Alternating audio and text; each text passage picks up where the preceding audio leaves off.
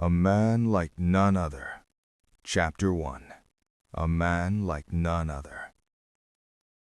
"I'm finally out," Jared Chance exclaimed as he forcefully took a deep breath of fresh air. Behind him was Horrington Prison, where he had been locked up for the past 3 years. Today was the day he was released.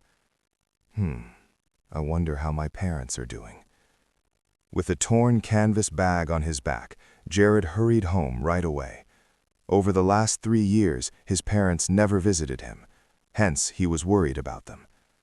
On the way home, Jared kept looking at the bronze-colored ring he was wearing. There was a lifelike dragon carved on it. On top of the dragon's head was a special symbol. The ring was given to him by Draco, a friend from prison. Draco was a strange man. He would constantly ramble on about how he was the leader of the dragon sect and knew everything, including astrology, geography, medicine, and many more. Not only that, he even claimed that he could bring back someone from the dead. Everyone treated Draco as a madman and ignored him accordingly. Only Jared would chat with him and share his food occasionally. Draco would tell Jared all sorts of strange stories about the Dragon Sect and Dragon Island. These were names that Jared had never heard before. Moreover, Draco would get Jared to accompany him in his meditation and martial arts training. Given how bored Jared was in prison, he gladly went along with it. At the end of 3 years, Jared had learned a plethora of martial art techniques and medical skills from Draco.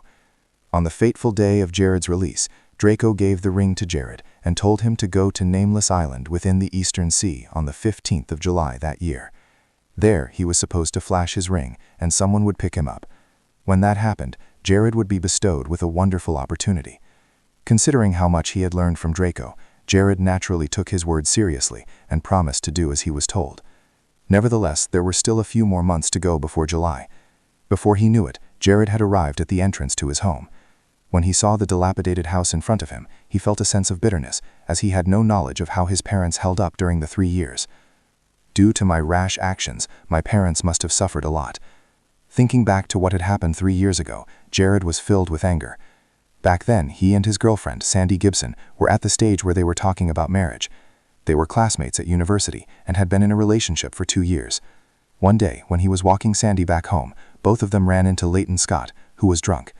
Leighton was a rich kid in Horrington, well known for all his misdeeds. When he saw how pretty Sandy was, he harbored lecherous intentions against her and began touching her physically.